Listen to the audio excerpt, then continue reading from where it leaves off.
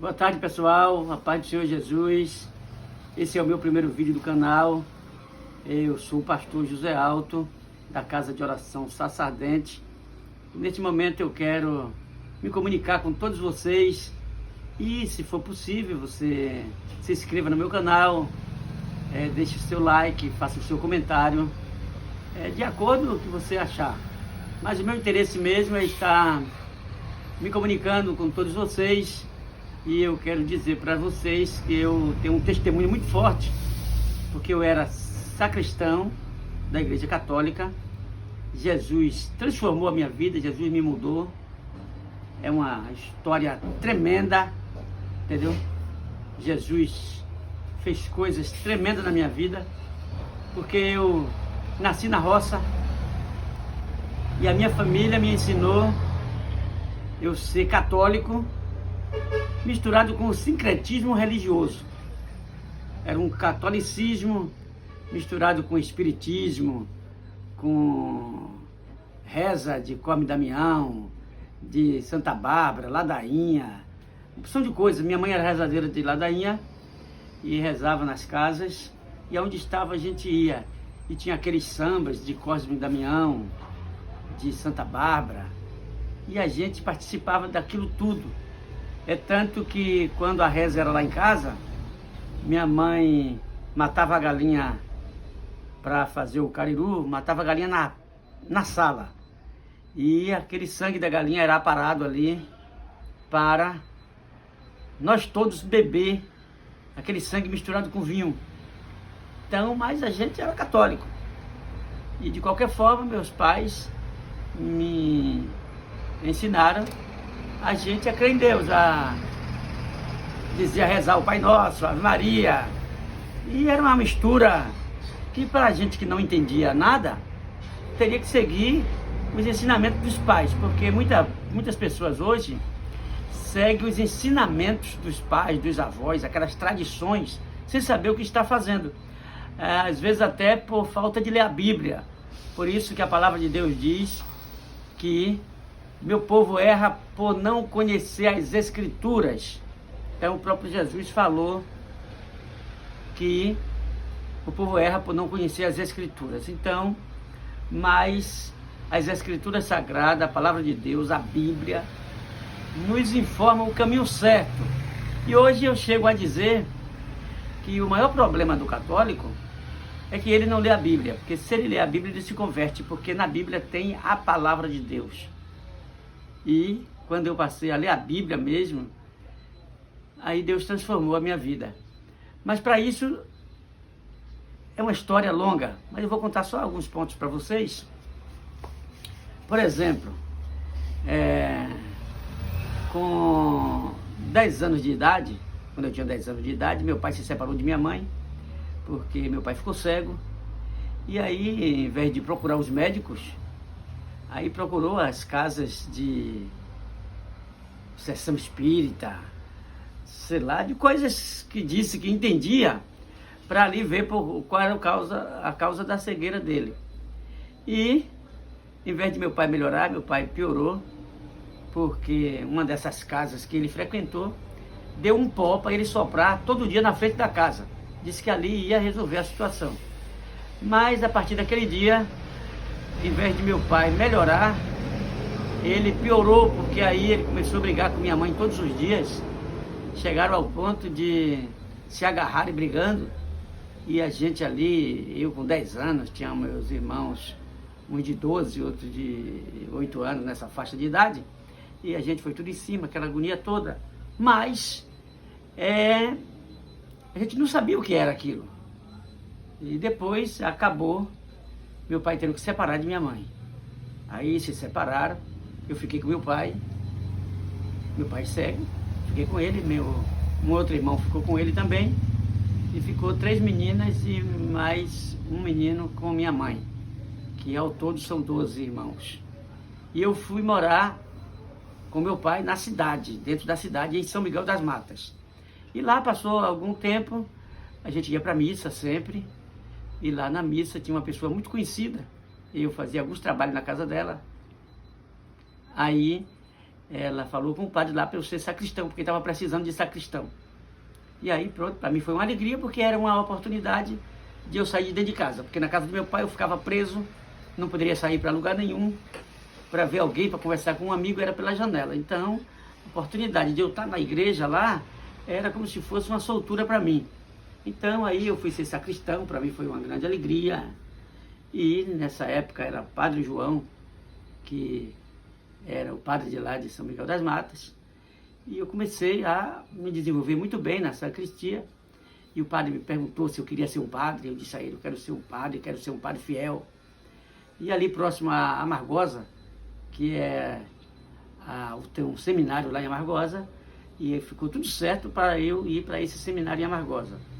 Mas, quando faltava 6 meses para eu ir para o seminário, para estudar, para sair de lá formado padre, aí meu pai me botou para fora de casa, porque disse que eu já tinha 18 anos, foi quando eu já estava fazendo 18 anos. Meu pai disse que eu não estava trabalhando para ganhar bem e que eu poderia ir embora de casa, porque eu não podia ajudar dentro de casa, que era para eu procurar para onde ir, que as portas estavam abertas. Aí eu fiquei sem saber o que fazia. Durante o tempo que ele estava separado de minha mãe, eu estava também sem ir na casa de minha mãe, que ele não deixava. E aí eu fiquei sem saber o que fazer, procurei a casa de minha mãe e de lá de São Miguel das Matas me mudei para Santo Antônio de Jesus. Nessa época já era o padre Gilberto, que estava tomando conta da igreja lá em São Miguel das Matas e em Santo Antônio de Jesus também. Mas aí, quando eu cheguei em Santo Antônio de Jesus, eu já não fui mais ser sacristão. Eu já não dei mais aquela frequência, fiquei de fora. E graças a Deus por tudo. Mas mesmo assim, ia nas missas, nas novenas, mas era Deus trabalhando na minha vida. E então, depois eu fui morar em Salvador, na capital, sozinho. E aí já com 18 anos, e aí aprendi as coisas que o jovem aprende, principalmente na capital. E me levaram até a experimentar as drogas. Eu andava armado e vivi uma vida meio diferente daquilo que eu fui ensinado. Entendeu? Até a ponto de eu andar junto com um amigo que dizia ser meu amigo, e no momento que eu estava tão entrosado com aquele amigo, ele me disse se um dia eu experimentasse as drogas, ele ia experimentar também. Mas aí ele já era viciado. E eu fui experimentar juntamente com ele, graças a Deus que não me fez efeito. Foi já plano de Deus na minha vida. Outra vez usei juntamente com ele, achei que trabalhei mais rápido. Na terceira vez usei um dia de ir para o carnaval. E quando eu fui para o carnaval, depois de ter usado a maconha, aí eu sei que eu vi as lâmpadas dos postes tudo vermelha, e quando eu vi uma viatura eu tive aquele grande medo, que disse que dava coragem em mim, deu foi medo. Mesmo assim eu fui para o carnaval, cheguei lá na Praça Castro Alves, quando eu vi tanta gente, ali foi que foi medo, me deu muito medo, mas nessa época eu bebia também. Nessa época eu bebia, e quando eu falei com aquele meu amigo, disse, olha, tem muita gente aqui, a gente vai se perder um do outro, então, em vez de a gente ir junto nesse meio do povo aí, cada um vai para um lado e se encontra em casa.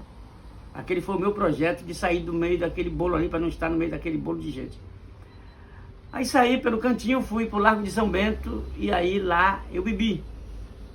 E aí misturei, pronto. Aí agora fiquei totalmente azoado e caí no meio do carnaval. E pulei muito atrás do carnaval ali. Eu lembro que eram as 7, 8 horas da noite quando eu fui. E até 2 horas da manhã eu estava lá pulando. E nesse intermédio de 2 horas da manhã, foi quando o trio Comanches passou por cima de 11 pessoas e matou, e quase que eu seria mais uma vítima. Naquela hora acabou o carnaval ali, a gente foi para casa e tal.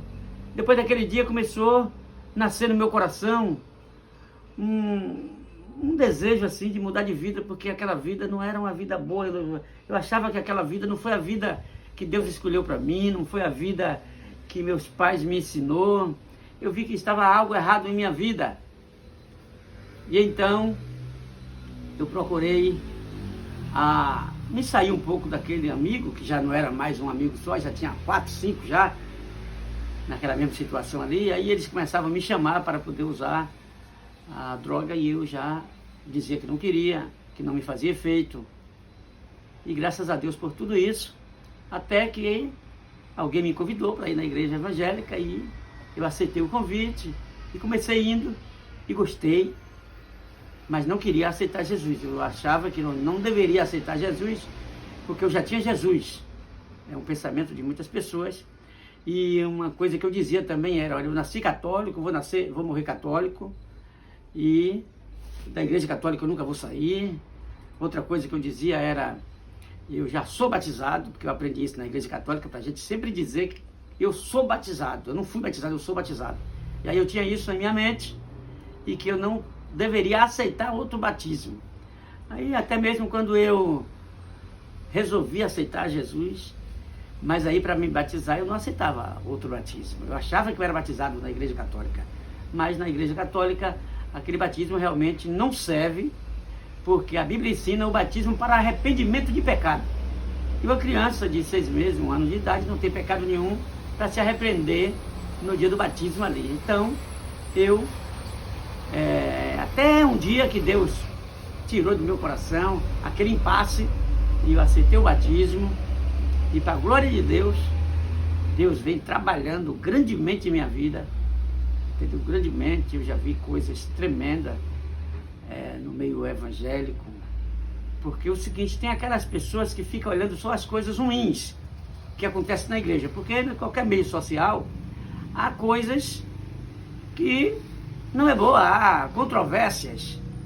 E tem pessoas que ficam olhando, não, eu vi um crente fazer um erro, por isso eu não vou ser crente. Tem gente que diz, olha, eu vi falar que um crente roubou, ou um crente matou e tal, uma pessoa isoladamente que acontece isso, aí as pessoas colocam aquilo na mente como, e serve de uma pedra de tropeço. Mas muitas coisas boas, às vezes as pessoas esquecem. E eu tenho recebido muitas bênçãos, muitas coisas boas, muitos milagres eu tenho recebido na minha vida. Eu me lembro de um dos primeiros milagres que eu recebi, foi quando eu fiquei cego do olho esquerdo, e depois Jesus me curou. Então para mim, uma grande marca na minha vida. E depois, o que acontece? Como eu bebia direto, quando eu deixei de ser sacristão, eu passei a beber direto todos os dias. Bebia, levava a garrafa para casa, quando não tinha, bebia álcool com água e açúcar, e achava que aquilo estava bom. Porém, eu não tinha nada na vida. Minha casa era 3 metros por 2, 6 telhas de eternite, casa de taipa. Então eu não tinha prosperidade, porque o que eu fazia, eu botava na cachaça, entendeu? Eu destruía tudo. Então, eu melhorei de vida, porque Jesus mudou a minha vida. Eu passei de gastar em vão, eu passei de gastar à toa. Como diz a palavra de Deus, que não é pra gente gastar o dinheiro naquilo que não é pão, nem o suor naquilo que não satisfaz. Então, hoje eu tenho uma vida mudada, tenho uma família abençoada, entendeu? Tenho uma filha cantora evangélica com CD gravado, entendeu? Tenho uma esposa que canta também muito bem.